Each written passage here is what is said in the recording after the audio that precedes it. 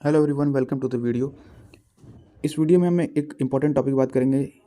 We have studied that energy can not be created, can not be destroyed, but it can be converted to one form to another form. This we have studied. But इसका एक drawback भी है, मतलब कि ये एक जगह fails भी होता है। तो वही मैं आपको बताऊंगा कहाँ पे ये फेल होता है। ओके। सो अगर हम बोहर एटॉमिक मॉडल की बात करें तो बोहर ने हमको क्या बताया था। ये उन्होंने हमको दो पॉस्टुलेट्स दिए थे और उन्हीं पॉस्टुलेट्स के मदद से हमको क्या होता है, एनर्जी का डिफिनीशन आया। एनर्जी का क्या डिफिनीशन आया बोर्स के according, -13.6 Z square by N square. ये हमको एनर्जी मिला वो अकॉर्डिंग टू बोर। तो जब हम इसमें जेड की वैल्यू रखते हैं, जैसे हाइड्रोजन की बात करें जेड की वैल्यू रखेंगे और एन की वैल्यू रखेंगे, यहाँ पे एन हमको क्या शो करता है, नंबर ऑफ ऑर्बिट। इस ऑर्बिट की बात कर रहे हैं तो हमको एनर्जी मिल जाती है उस पर्टिकुलर सेल की। अगर फर्स्ट सेल की बात करें तो हमको एनर्जी मिलती है वहाँ पे -13.6 इलेक्ट्रॉन वोल्ट। सेकेंड सेल की बात करें तो हमको एनर्जी इस कैलकुलेशन करने के बाद मिलती है -3.4 इलेक्ट्रॉन वोल्ट्स। और ऐसे ही करते करते करते करते हमको इन जो nth ऑर्बिट होता है उसकी एनर्जी मिलती है। एनर्जी ऑफ nth ऑर्बिट वो हमको मिलती है 0, क्योंकि nth ऑर्बिट इन्फिनिटी पे आएगा और एनर्जी विल बी 0 है। तो ये एनर्जी का हमको स्पेक्ट्रा मिलता है फ्रॉम बोर्स मॉडल। अब मैं बात करता हूँ।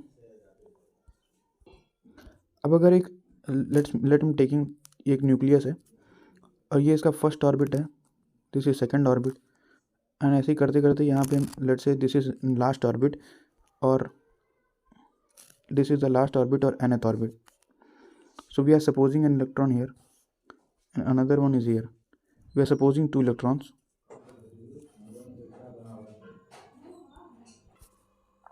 Now we are saying that this is the first orbit, this is the first orbit and this is the nth orbit और द इन्फिनाइट ऑर्बिट। तो अगर इन्फानाइट ऑर्बिट है तो इसकी एनर्जी जो होगी, energy of infinite orbit will be 0। अगर उस फार्मूला में रखें तो हमको 0 मिल जाएगा। और इस वाली ऑर्बिट की एनर्जी है हमारे पास -13.6 इलेक्ट्रॉन वोल्ट्स। ठीक है। तो इनके एनर्जीज में गैप है। अगर इसकी एनर्जी 0 है तो हम इसको कह सकते हैं this is a free electron, this is a free electron, क्योंकि इसकी एनर्जी हमारे पास 0 है तो उसको हम कहेंगे फ्री इलेक्ट्रॉन। अब अगर हम बात करें तो हर इलेक्ट्रॉन क्या चाहता है कि वो इलेक्ट्रॉन एक ऑर्बिट से दूसरे ऑर्बिट में मूवमेंट करना चाहता है। ये इलेक्ट्रॉन चाहेगा कि हम दूसरे ऑर्बिट में मूव कर सकें, पर ये मूव नहीं कर पाएगा क्योंकि इसकी एनर्जी है ही नहीं इसके पास। तो हम क्या कर सकते हैं, कैसे हम इसको एनर्जी दें। ठीक है। अब उसकी बात करते हैं, how we can give energy to this. ठीक है।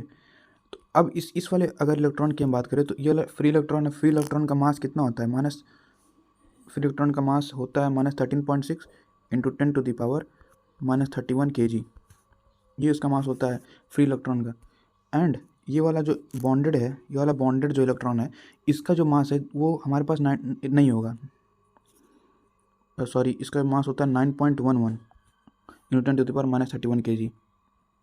और ये वाला जो बॉन्डेड है दैट इसका mass will not equal to 9.1 into 10 to the power -31 kg। इसका मास उतना नहीं होगा क्योंकि बॉन्डेड स्टेट में है। हमेशा फ्री वाले का मास होता है उतना। ठीक है।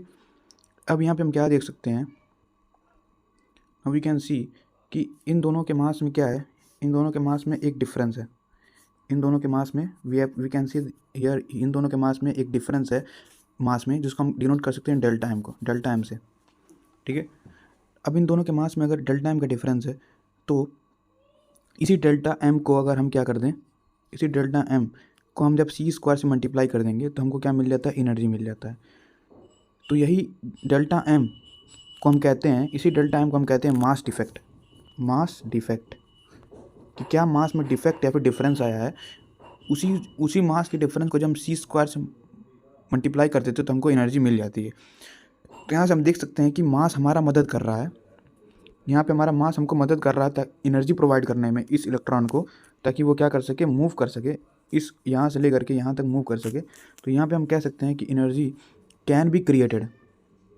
यहाँ पे एनर्जी क्रिएट हो रही है by the help of mass. Mass के डिफरेंस से एनर्जी का creation, that we can say here the is not followed here because energy is created here and electron will be moved from that infinite orbit to the first orbit or the another orbit, because it needs some energy, and the energy provided by the mass difference. Okay, so thank you. If the video is helpful, so kindly like, subscribe.